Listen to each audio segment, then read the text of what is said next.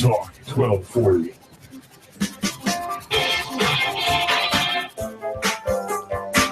You know, I don't know about you, but science projects kind of freak me out. I get a little bit skeeved when I hear about science projects, especially if they have an engineering or technological side to them.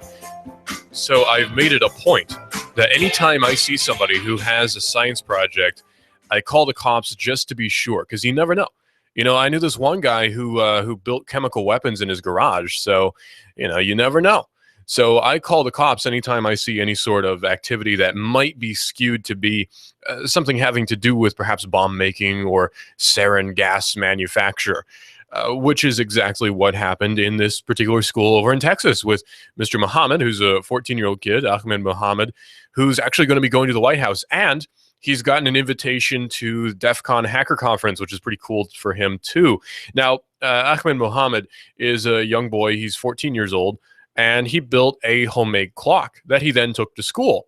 And he's appearing at a press conference today to address his supporters. Now, a little bit of background in case you missed out, I guess. I don't know if you missed out, but in case you didn't see the news, it's kind of hard not to because it's been seemingly everywhere. It's been beamed into our brains from outer space that Ahmed Muhammad is a young boy who built a homemade clock. He took it to his engineering school in Texas, and his engineering teacher told him, you know, it's a cool clock, but don't show anybody because you know, it's in a suitcase. It's got a bunch of wires. You know, it looks a little bit interesting. Let's put it that way. Well, in a different class, other than the engineering class, this clock started beeping. I guess he built in a timer or an alarm of some sort as well. Anyway, the clock started beeping. He called it to the attention of his teacher. The teacher looked into it and saw that it was a thing in a suitcase that had a bunch of wires and circuit boards and an LED display in it. And so, or LCD display in it, I should say. So she called the principal, who called the cops, who detained Mr. Muhammad, and he got in a bit of trouble. He's been suspended for 3 days. I think that's still upstanding, by the way. I looked into it. There hasn't been really any update on that status of his suspension for 3 days for building a clock and taking it to school. And this is a public school, of course, which speaks loads to it, actually, because if I had built a clock at my school, my mom would probably be really impressed with me because I was homeschooled. So yeah, this would be a non-issue for me. So he's a 14-year-old student at MacArthur High School in Irving, Texas. I think there's about 4,000 MacArthur high schools in the United States, because I know several people from different states who have all been to different MacArthur high schools. Go figure. Which has been attended by quite a few people, famous people. But one person who's quite a fan of Mr. Muhammad is Mark Zuckerberg and Hillary Clinton and Barack Obama and several other people. At his press conference, Ahmed said that he planned to take the president up on his offer and visit him at the White House. He also says that he plans to transfer to a different school. Really can't blame him on that one. He did look upbeat during his roughly 6-minute appearance on TV, smiling as he recounted the absurd series of events that led to his arrest. It's good that he has a good sense of humor about it. Police have decided not to press charges after determining that the clock was not a bomb, as had been originally assumed. But he remains suspended until Thursday, actually until today, for, again, bringing a homemade clock to school. He did nothing wrong, although maybe a lapse in judgment. But again, he's a 14-year-old kid, so I'm not going to, lapse in judgment. I was 14 once, too. I probably would have done the same thing had I been as clever as him and built a clock and taken it to school. So I'm not going to fault him on the judgment thing. Stuff happens. So suspension for 3 days, is that really just? I say no. Really, it seems kind of obvious that it's not. He didn't do anything wrong. He's not harmed anybody. He has shown no intention to harm anybody. There's not really any cause for concern in this particular case. And yet people are very, very worried. Caller, you're on the air. What's up? Well, what would have happened if it was a bomb and it blown up? People would have said, well, why did they call the police? And why did they do this? If the kid's so smart, why didn't he tell his teacher he's going to bring a clock in that he built? That's Come on, an Islamic kid building something that looks like a bomb. I mean, put two and two together. Well, that's it's an interesting point, but the problem is that, yeah, the cops were called and it was determined that it wasn't a bomb. So the question now is, should the suspension continue for 3 days? Because it really doesn't seem that it should. This happened day before yesterday. And so a suspension occurring and continuing for 3 days doesn't really make any sense because, again, he didn't actually build anything malicious. Nothing bad happened out of it. So perhaps an air of precaution may have been adequate. Sure. Calling the cops, I don't know. I mean, they didn't bring a bomb squad in or anything, so it was determined pretty quickly this isn't a bomb. It was a clock. He explained it was a clock. I assume his engineering teacher backed him up on that. It was a clock. Him being Islamic might raise an issue for them. I wouldn't think anything of it, but that's just me. But he brought a homemade clock to school, and his suspension is still continuing. So police have decided not to press charges, obviously, because how can you press charges for not doing anything illegal? Yeah, they're not pressing charges, determining that the clock was not a bomb, as they had originally assumed. They didn't ever seem to think that it actually was. But he remained suspended until Thursday for bringing a homemade clock to school. When asked about his other inventions, he said that he had previously built a pair of Bluetooth speakers. He says, but they're gone now. I kind of messed up with them. And he said that he was currently patenting an invention that harnesses power through neodymium magnets. That's a dangerous one, though, because that actually can land you in trouble if you threaten the oil industry. So be careful with that one. He told the crowd that he would like to appear on Shark Tank someday. Well, interesting. Well, quite a few people have been tweeting support for it, but I'm sort of drawing something else out of it. Now, yeah, Ahmed Mohammed is, in fact, from a Muslim household. That's not really carrying any bearing on this because, again, it's legal, and your religious standing doesn't really have anything to do with legal processes, and it shouldn't really have anything to do with school processes either, because we're talking about legalities. I mean, his religion doesn't really play any part of what occurred unless you are of the leaning that every Muslim wants to blow up everybody, which is another issue in and of itself. But really, his religion doesn't really have anything to do with this particular case. That's a whole nother issue. Him being Muslim doesn't really have any bearing on the fact that he brought a homemade clock to school. It's interesting that the people in the school administration thought that had some bearing on it, but that's just how it is. That's just how people are. Something that I thought was kind of funny that was posted on Facebook the other day. Actually, the other day. I say the other day way too much. It was posted today. Was a little interesting tidbit about Steve Jobs, who is actually the son of a Syrian immigrant. His father, his biological father, was Syrian. And so had he been Steve Jobs in the current climate today, I wonder if the DHS would have broken down his door for having all these interesting electronics parts in his garage, him being the son of a Syrian immigrant who grew up in a Muslim household. You know, perhaps Steve Jobs would have been taken off to some sort of DHS camp and never heard from again, and we would never, ever have the Apple II. The PC boom wouldn't have really happened in the late 70s and early 80s, and all sorts of really obnoxious and terrible things would have happened following that. Oh, well.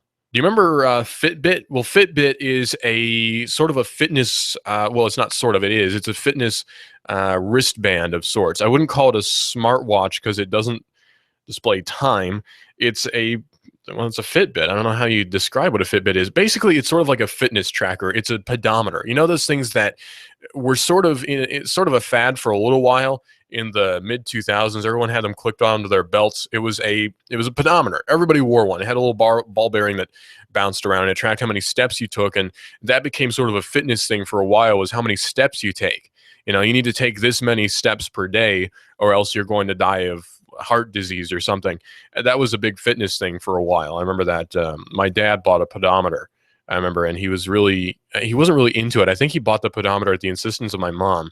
But yeah, he carried around a pedometer for a long time. He probably still has it clipped onto the exact same belt, wearing the exact same pants as he did 10 years ago. But that's my dad for you. So Fitbit is now gunning for the workplace as it's achieving HIPAA compliance.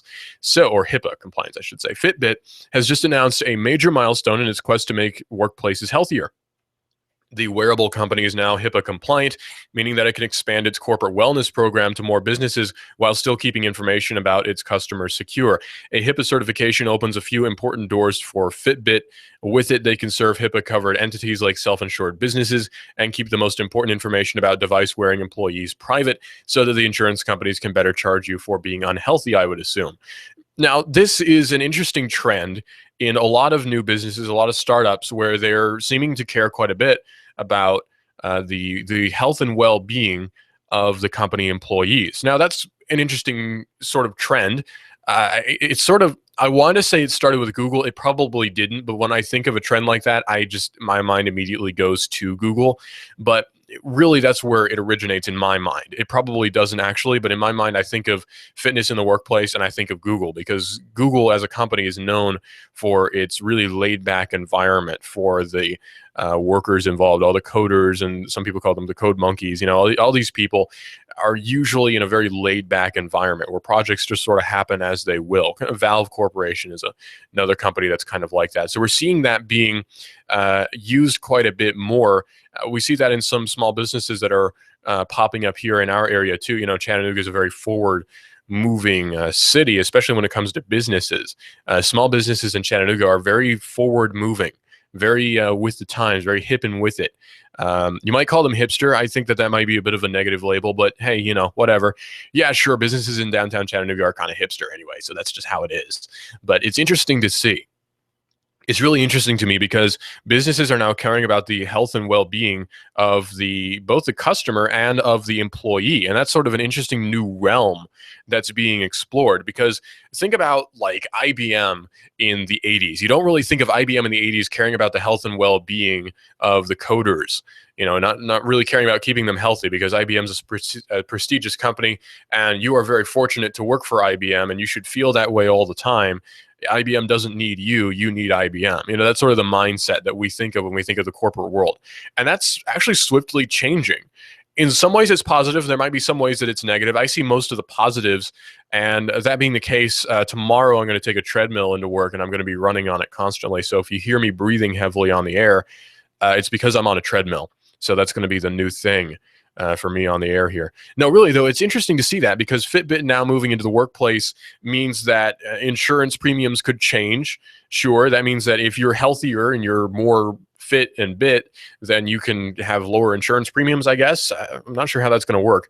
So overall, being HIPAA compliant means that Fitbit is going to be able to be more embedded into the workplace. So it makes Fitbit's wellness program more enticing for businesses as well. Currently, the company has Geico, Quicken Loans, and a few others signed up for its wellness program, and is being added. It's adding Target to the list. So you might see Target employees walking around with little smart bands on them. Fitbit announces the retailer is going to be its next corporate client, that being Target, with Fitbit offering $59 zip trackers for free to Target's 335,000 employees in the United States. So if employees would rather have one of Fitbit's more expensive trackers, Target will subsidize the cost. Also, Target will be able to monitor employee activity progress and offer incentives to improve using a Fitbit dashboard that's part of the wellness program. So if you sit in the back room all day and pretend that you're working, they'll notice that when they look at your Fitbit information.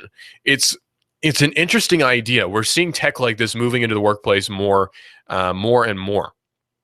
And I've been thinking about the whole idea of how productivity has changed so much just in the last 30 years, where going forward from 1977 to now, we're seeing so many things changing. I count 1977 as the beginning, by the way, because that's when the Apple II rolled out. And I sort of see that as the beginning of the personal computer era, is 1977. Sure, there was stuff that came before it, but really nothing had the impact that the Apple II did. Not that I'm an Apple fanboy, because I'm really not. But that's really where I started out. So from 1977 to the present, we've seen a lot of really just immense change. The fastest growth in human history has occurred in the last 30 years. We've gone from having to do all of our business calculations on pen and paper to having it done almost automatically by a computer program that sometimes isn't even installed on our computers. It exists in the web. So we're seeing that happening a lot more. And it's interesting to me how many things are changing that way, how many things are going to change that way, how many new applications are going to be developed that aren't even on our computers, they're just on the web, and how many applications such as those are going to change how we just operate day to day. 2007 is when the iPhone came out, and that revolutionized our personal computing world in another way. And again, sort of an Apple development that was used and grown upon by other businesses. I use an Android phone. I'm happy with it. So we're seeing that happening a lot more, where new innovations come out and change how we do everything. The smartphone is now the device. You market on the smartphone. You market towards the smartphone because people are on their smartphones a majority of the day. I am too. It's just what I do. It's part of the job. I'm on my smartphone all day, every day, because I have to be. It's part of the job. I make phone calls on it. I look up news stories on it. I watch news videos on it. I do research for this show on it. Everything happens on the smartphone and on my Linux computer here at work. So everything has changed dramatically from 1977 to 2007 to now. 2007, really 2006 was not the same as it is now. It was like a completely different world. 10 years, less than 10 years, everything has changed. And it's so bizarre to see. And technology is just going to keep progressing. And it's not something to be afraid of. That's something that I want to make very clear. That was the point that I was getting to, is that it's not something to be afraid of, where so many people are afraid of new technologies, where they say, oh, this new technology is going to ruin business. It's going to be the end of this or that. Well, sure, but the analogy I like to use is the saddle makers back in, when was it? The saddle makers back in the turn of the century said that the horseless carriage is going to kill my business. And yeah, it did. The horseless carriage kind of killed saddle making. But you know what? Now we have the horseless carriage. Now we have the Model T. Now we are actually able to move much farther, much faster than we have been able to in the last 200 years. Things have changed dramatically. Our pace has changed dramatically, just as barbed wire killed out cattle runs, just as the train killed the whole cowboy culture. That's not really a bad thing. It is short term, but long term, we can't exist as we do today without these things. Security has changed a lot more too, and is going to keep changing. In fact, security for your smartphone, or sorry, computer. Don't you hate when that happens? Security for your door, your keys, has changed already just in the last week, because a 3D printed TSA Travel Sentry key actually does open. It really does open TSA locks. So last year, the Washington Post published a story on airport luggage handling, according to Ars Technica, that contained unobscured images of backdoor keys that the TSA uses, along with many other security agencies around the world. They sort of all use the same thing. It's Travel Sentry locks that have a little key that can be opened with a TSA lock. And there's a TSA master key that will open all of those. Now, I've not actually flown commercial, so I don't have a whole lot of experience with this, but I do know that there are locks that you can buy that are like TSA approved. So you can't just get a like cast iron skeleton key lock and put that on your luggage. I wish you could, because that would be cool, but you can't. So you have to use a TSA approved lock on your luggage. Otherwise, they just won't let you on, I guess. I'm not sure what their procedure is. Nevertheless, you get this TSA approved lock, you use a TSA approved lock, and the TSA can open it with a master key, which every TSA agent has, aside from the combination that you use. And they can inspect all the information, all the different items that are in your luggage, in an obvious and very blatant violation of the Fourth Amendment. But never minding all that, a picture was posted of this master key that the TSA has online. Now you can 3D print this key, because somebody took images of that, the master key, which for some reason was posted online. Who knows why? This master key was taken, had a photo taken of it. And now a 3D printed master key can open any TSA lock. So any luggage is now totally unsecure if it's using a TSA lock, because I could right now have a 3D printed TSA key and open up your luggage with no problem at all. Now, chances of my doing that and not getting caught are kind of low, but still the potentiality is there. If you come across someone who's silly enough to use a TSA lock in his everyday life, then you have the TSA key. It's almost going to become a novelty item now to just have a TSA key, because you have a TSA key. You know, you've got the Transportation Safety Administration's master key on your key ring. How cool is that? So it's an interesting paradigm shift that's now happened, where the traditional key and lock system has been compromised. This system that we've been using, how many years have we been using the traditional key tumbler lock pin system? And now it's totally compromised. It's not safe anymore. It really never was, because you could always lockpick, and it's not that hard. It can be done. If you can do a deadlock lockpicking, you've pretty much got it when it comes to consumer locks, and I can do that. So I never would, but I can and have. But now that that's changed, now we can 3D print a lock, or sorry, 3D print a key based on an image of somebody else's key. That's a really big shift, because now you don't even have to have physical possession of someone else's key in order to copy it. Any sort of private detective worth his salt can probably get a picture of your key when you're opening your door with a high quality telephoto lens attached to a Sony Alpha 7 or whatever. you can now get that stuff. And you can now 3D print a key that can open anyone's lock so long as you get a proper photo of that key. Technology is changing and security has to change along with it. Android has a almost fatal flaw that's occurred, and we're going to be talking about that in just a few minutes right here on Hot News Talk Radio AM 1240, where we are everywhere. Listen live to Hot News Talk Radio at hotnewstalkradio.com. Download the TuneIn Radio app for your smartphone and search for Hot News Talk Radio. Hot News Talk Radio is also on Twitter, where you report the world of science. It's Hot News Talk Radio AM 1240. Clutch with Keon Rose is up next at 1 right here on Hot News Talk Radio, where he talks about sports. Right here, Hot News Talk Radio. This is a modern world. This is the modern world. What kind of fool do you think I am? You think I know nothing about You give us 12 minutes and 40 seconds, we'll give you Chattanooga and the world. News Talk 1240. Sky Aerial Services uses advanced drone technology to give you a better perspective and depth of your property and project. We offer aerial photography and video for your business, farm, home, or advertising campaigns, as well as editing services to complete the experience.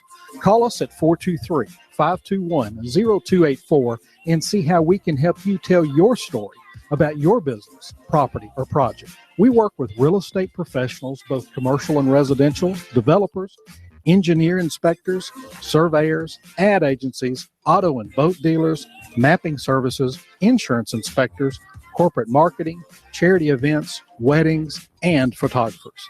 Our consultation is free. Call 423-521-0284. That's 423-521-0284, or visit our website, skyaerialservices.com. Sky Aerial Services. The sky is our limit. Here you are, working to keep your customers happy and to manage your cash flow. IRS problems are the last thing you need, but here they are, flapping about you like vultures. Get help from Eric Pelton and his team of accountants at E.J. Pelton Company. Audits, letters, proposed return changes, 1099s, penalty threats. Pelton Tax Resolution Services brings peace of mind and helps you keep more of what you've earned. EJPelton.com. Offices on Brainerd Road and in Saudi Daisy, just north of the Bilo. That's E.J. Pelton. Call 622-3156. Think ahead, 622-3156. We've got a table here at Delia's in Saudi Daisy, ready to delight in a plate of authentic Mexican food. Delia's spreads a rich selection, loaded nachos, crazy chicken, homemade tamales, maybe the enchiladas with beef, chicken, pork, quesadillas. Every dish beautifully pictured on the menu to help us decide. Join us for lunch or dinner. We're at Delia's in Saudi Daisy on Dayton Pike near the Thrasher Light. Here's dinner. Delia's uses the freshest ingredients, cooked to perfection. Nachos, homemade. Delia's open every day except the Lord's Day. For lunch and dinner, treat yourself to Delia's genuine Mexican food. In Saudi, call 521-7145. That's 521-7145.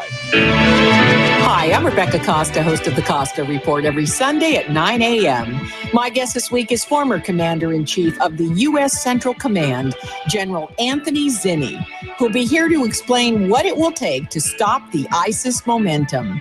Don't miss General Anthony Zinni this Sunday at 9 a.m. on the Costa Report, right here on AM 1240 Hot News Talk Radio. This is America Now with Meghan McCain. Al Gore running is crazy. You're flying around in your private jet all over the world, and you want average Americans to care about the environment. Don't you think you should be doing your part as well? Meghan McCain, weekdays at 7 p.m. You give us 12 minutes and 40 seconds, we'll give you Chattanooga and the world. News Talk 1240. Hi, I'm David Tulis, inviting you to make the move with me 9 to 11 a.m. weekdays here at AM 1240 Hot News Talk Radio. Talk Radio, Talk Radio, Talk Radio, Talk Radio, Talk Radio, Talk Radio. The David Tulis Show, featuring Nooganomics.com for Chattanooga and beyond. 9 to 11 a.m. weekdays. Hot News Talk 1240.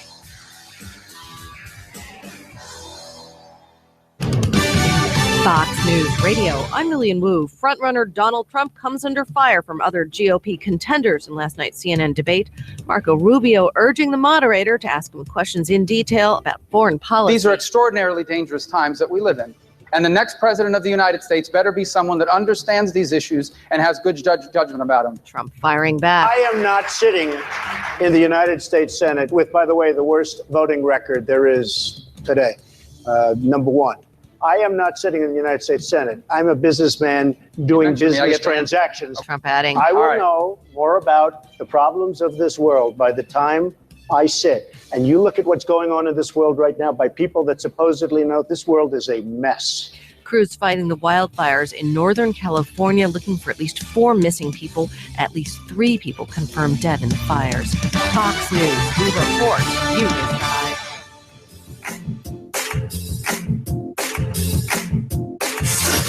You give us 12 minutes and 40 seconds, we'll give you Chattanooga and the world. News Talk 1240.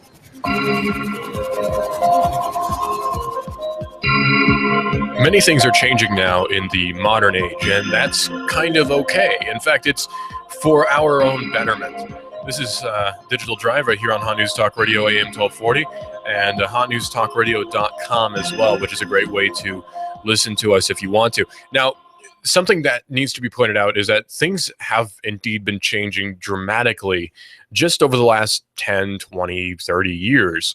And really, we've seen huge amounts of shift just in the last 5 years with the rise of the whole social media thing and the rise of, Twitter and all sorts of things. And it's interesting to note the difference between the generations that exists, where, consider this, I was born in June of 1995.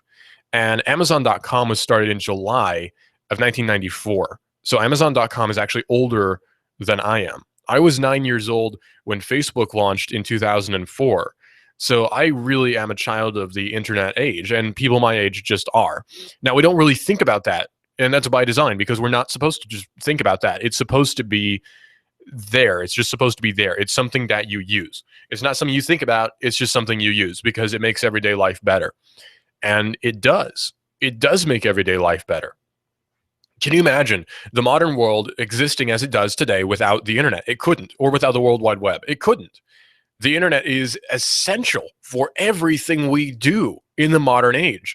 And not even just for our everyday lives, as in just, we talk to our friends on Facebook and we tweet things and we drive around and we buy stuff at Hot Topic and we're all very barcode consumer. No, I'm not talking about that. I mean medicine, flight.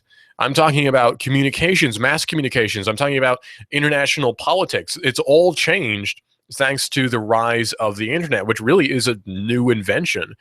Even the World Wide Web, I should say, is a brand new invention. It's not even barely 20 years old yet. It's a brand new idea, the World Wide Web. It's something that had not been precedented. And thanks to Tim Berners-Lee over at CERN, we now have this new world that would not exist without these brand new developments. Our world is based on technology. It's not based upon agriculture anymore, although we do need that. And it's not based upon the Bronze Age anymore, although we do certainly need bronze. At least we need copper anyway. I'll give you that. We do need copper because that's what PCB traces are made out of, and that's what wiring is made out of. So we do need copper. But our society is not based upon these agrarian things anymore. We're not an agrarian society. We're not a farmer's society. We're not even barely an industrial society. We are an information society. Almost every factory job can be automated. Now, that's not to say that it should be, but it can be. If the necessity arose, it could happen. We'll put it that way. Not that it should, but it can happen. So everything has changed just in the last 20, not even that many years. It's been even the last 15 years, things have just changed dramatically, changed in ways that really just are unprecedented. You cannot be in business today if you're still using a typewriter. You can't be in business today if you don't have an email address. Now, granted, that goes back a little bit farther than 15 years, but you can't exist in the business world today if you don't have these things. In fact, it's getting to the point where you can't exist in the business world if you don't have a website. And by the way, you should have a website.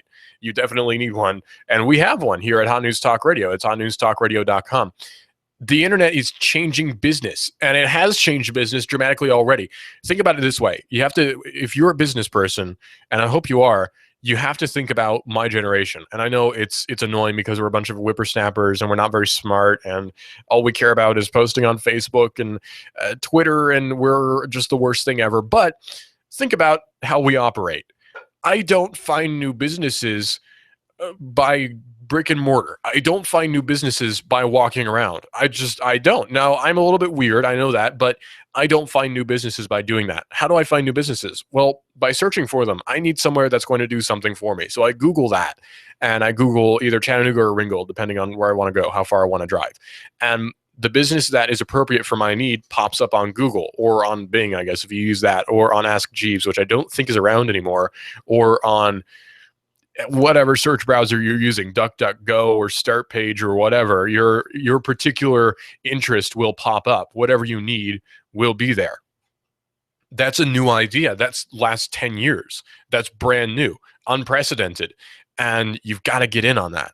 You have to be a small business in the modern world. You have to get in on that if you want to succeed anyway. So that's my tip to you. You want to be successful, you have to get in on the web thing. You have to. Otherwise, you're very quickly going to be irrelevant.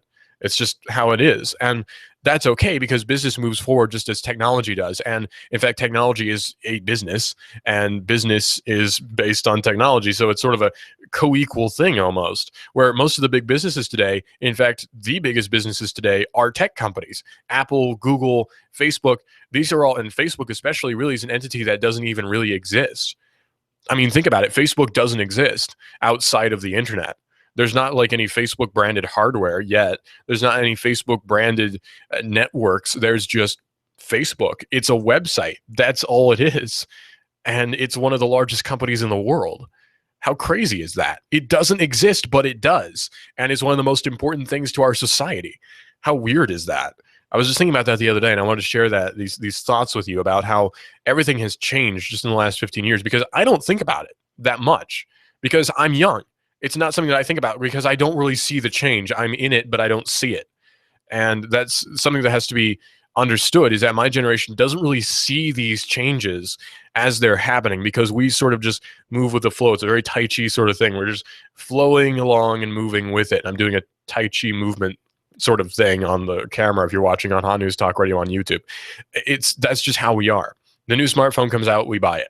The new iPhone comes out, I don't buy it, but probably someone else does. All these different things come out, and we're in it. We're with it. We're together with it. And that's just how it is. We don't think about a time before Twitter, because I was on the internet before Twitter, but I don't really think about the internet before Twitter. I was online before YouTube in 2005, and I don't think about the internet before YouTube and how convenient YouTube made sharing internet video. It's not something that I think about. It's there. And probably a lot of older people as well, and I don't mean that in a disparaging way, probably a lot of older people as well don't really think about what life was like before YouTube. It's been almost a seamless change where it's just suddenly these things are here and we don't really think about it. So it's weird how society has changed so much and we barely even notice that it's changed. It just has, and we move along. Humanity is a really interesting organism, especially socially. Humanity is extremely interesting psychologically as well. And I can't wait. It makes me really excited about what's happening next. What could happen next? What's the next step in technology? We don't know yet. And that's kind of the exciting thing, is it could be anything. I mean, do you think in 2004 somebody said, yeah, YouTube's going to come along and change everything? Nobody said that. 2005, YouTube comes along, bam, everything is different. A year later, everybody is on YouTube. Fastest user adoption ever. How weird is that? In fact, radio, the medium that we're on today, took 36 years to be adopted by most people. 36 years to be adopted by most people. How long did it take the internet to be adopted? Less than that, or the World Wide Web, I should say. Way less than that. How long did it take the smartphone to be adopted? Everybody has a smartphone. Less than 10 years for the smartphone to be adopted. We're talking 5 years, everybody has a smartphone. Now, granted, Apple did not invent the smartphone. Nokia came out with smartphones. There were Motorola smartphones, but really the beginning, I would say, of mainstream adoption was 2007, although that might be a little bit correct. We'll just say it's 2007. So everything has changed, and it's so fascinating. Well, moving away from that for a little bit, Tor. You might be familiar with Tor. It's the onion router. It's a way to route your internet traffic through what's called nodes. Now, these nodes have to be run by someone, right? Somebody must run one of these nodes for the traffic to be routed through. It's sort of its own network in a network. It's Tor. It's not the World Wide Web. Keep that in mind. This is not World Wide Web stuff we're talking about. This is internet. World Wide Web is different. World Wide Web is HTTP. And this is not HTTP. So if you're accessing, say, an FTP site, that's not a website. It's not World Wide Web. It's FTP. It's a different protocol. HTTP is the World Wide Web protocol. It's not a www. So it's not on the World Wide Web. I mean, it doesn't have a higher level prefix. It's not on the internet, or it's not on the World Wide Web, I should say. So there is a difference between internet and World Wide Web that should be recognized. And that's what we're getting at with the Onion router, where there's not it's not World Wide Web. It's not a www. It's not part of the World Wide Web Consortium. It's not part of the W3C, actually, the World Wide Web Consortium. That's the W3C. It's not part of that. So Tor is totally different. And it's a privacy network where you can route your traffic through Tor to access the regular internet, but you're doing it through a node, or different nodes, actually, tons of different nodes that your traffic gets routed through to obfuscate, I love that word, to hide your traffic, what you are doing. So a New Hampshire library, which last week took down a Tor relay after federal authorities read about it on Ars Technica, has quickly restored its important link in the anonymizing network. Now, something that's interesting about this is that happened in Keene, which is a wonderful little city over in New Hampshire, and we actually have a show that's in Keene in New Hampshire on Hot News Talk Radio. And wouldn't you know it, that show actually happens to be here on Hot News Talk Radio. So it's right there. What do you know? Who'd have thought? Well, as Ars Technica was talking about earlier, I should say, the goal of the Library Freedom Project was to set up Tor exit relays in as many of these ubiquitous public institutions as possible. As of now, only about 1,000 exit relays exist worldwide. If this plan is successful, it could vastly increase the scope and speed of the famed anonymizing network. For now, Kilton has a middle relay, but it has plans to revert it to an exit relay. So a middle relay passes traffic to another relay before departing the Tor network onto the exit relay. So the middle relay is just a router. There's not any sort of access going on to the outside. It just relays it to another exit relay.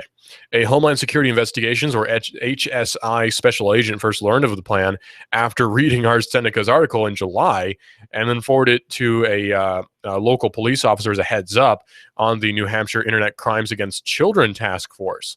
That, in turn, led to a meeting between local law enforcement, city officials, and the library. HSI is the investigative arm of the Department of Homeland Security, by the way.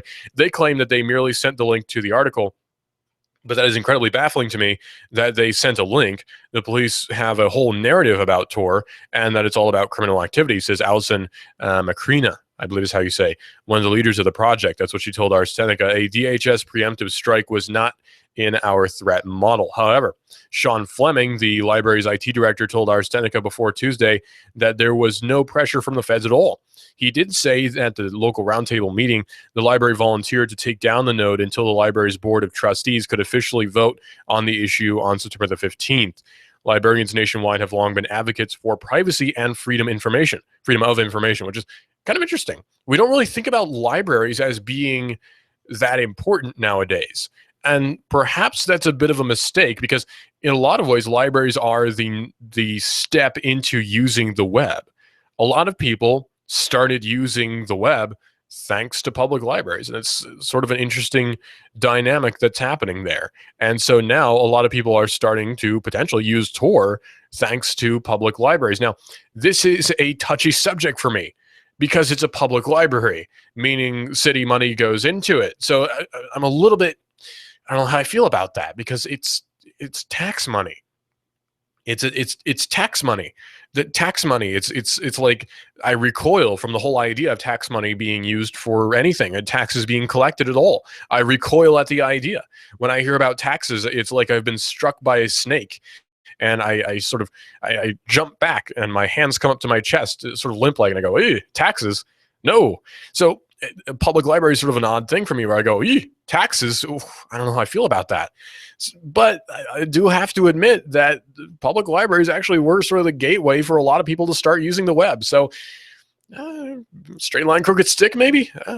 I'm not going to say that public libraries are the most evil thing and the most horrible way to use our tax money. So, okay, whatever. If you're going to do it right. And in this case, it appears to be actually done pretty well. Go figure. Public libraries are a good access point for a lot of information, so I'm not going to fault them for existing. I'm sure there's a pretty good libertarian argument for libraries existing. I haven't really read into it, so I'll have to read into that a little bit more and base my opinion and make it an informed opinion. I'll get back to you on what I think about public libraries, so we'll talk about that at a later date. And I would be lying if I said I never used them. So I don't know. It's an interesting topic anyway, but public libraries have been the access point for information for years and years, and people have been using public libraries to access the internet for years and years. People apply for jobs using internet services that are acquired at public libraries. So I don't know, touchy subject to be sure, especially I'm sure in the anarcho-capitalist libertarian crowd who would say that public libraries are a boon of our existence. I don't know about that. We'll have to see. I'll do a little bit more research into it and get back to you on that. Well, I promised to talk about Android. I'm going to. Apparently, there's an exploit for Android that's kind of serious and actually kind of stupid too. So it's an Android flaw that I'm a little bit embarrassed about as an Android user, because long have I touted the benefits of Android. I use Android. I think it's the best. I know a lot of people who use iPhones. They think they're the best. It's a matter of taste. Let's just throw that out there. It's a matter of taste. Do you like the iPhone? Does it work for you? Cool. Do you like Android? Does it work for you? Cool. That's all that needs to be said about it. So ignoring all that, because there's not really any sort of major benefit like one over the other. You could do pretty much the same things on one as you can with the other, except for some like nerdy, programming, not really programming for me, but just little things that I do on my Android phone that you can't do on an iPhone, just because that's what I do. But if you're an average user, probably you can use either one with no problem. So, okay, we'll admit that. Well, anyway, locked phones require a passcode. I have a PIN code on my phone. It's numerical, and it's a reference to a movie. You'll never guess it. And it's there so that people don't access my information. Why? We'll get into in a second. But locked phones require a passcode according to CNN Money. But there is a way to get around that. All you have to do is type in a really long password. This then overloads the computer, which redirects you to the phone's home screen. So you're sort of crashing it, which makes it go back to the Android home screen. It's time consuming, but it doesn't really, it's not hard. It's not hard to pull off. All you have to do is type it in and type it in and type it in and type it in, and just copy and paste that repeatedly, actually, in the emergency call feature. So what you do is you type in a long string, and then you copy and paste that in the emergency call, and then you keep copying and pasting until the phone actually runs out of memory and crashes and takes you to the home screen. So the patch is already available, by the way, for Google's line of phones for the Nexus models, but I don't know when they're going to hit Samsung or Motorola like I use, or LG. So that's a little bit of a scary thing. I'll have to try that out at the break, and I'll let you know how it works out tomorrow if I actually can get into my Motorola phone, because I just got an update yesterday. So it may have been patched in my particular version of Android. That was not mentioned in the release notes. So I don't know if that's been fixed, but I'll get back to you on that. Ars Technica has an interesting story here about China, which is calling on U.S. tech companies to sign a PRISM-like cyber loyalty pact, which would be sort of a business agreement between the businesses. It's sort of like an ISO standard is not actually like a legally enforceable thing. It's just a contract-based thing where you agree to pay a fine if you break ISO standard. That's what this would be. So China's president, I don't know, I think it's Xi Jinping, prepares to visit the White House next week. He's the head of China's cyberspace, or rather, also the head of China's cyberspace administration, Liu Wei, is holding a summit with U.S. technology companies over in Seattle. There, he's expected to further press U.S. technology companies operating in China to sign off on a pledge that they will comply with Chinese information security policies, potentially giving Chinese authorities direct access to user data. The terms of the pledge, which the New York Times reports requires companies to promise that they would not harm China's national security and would not store Chinese user data within the country, are similar in ways to the PRISM agreement between technology companies and the U.S. government that was revealed by former National Security Agency contractor Edward Snowden. One of my favorite phrases to say, because we all say it in news media many times over. Former NSA contractor Edward Snowden. We say that so many times.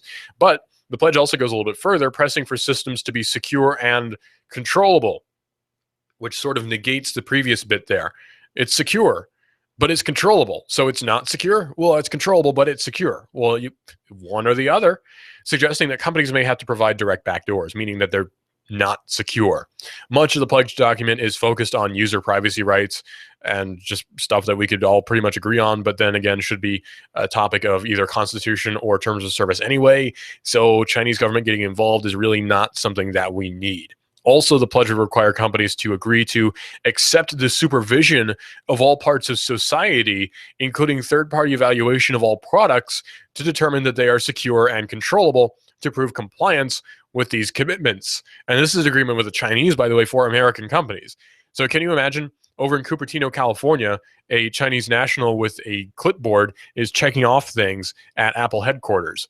That sounds really creepy, actually, and I kind of doubt that that's going to be allowed, especially because, again, not an Apple fanboy, but I do have to admit, Apple's been pretty staunch on security.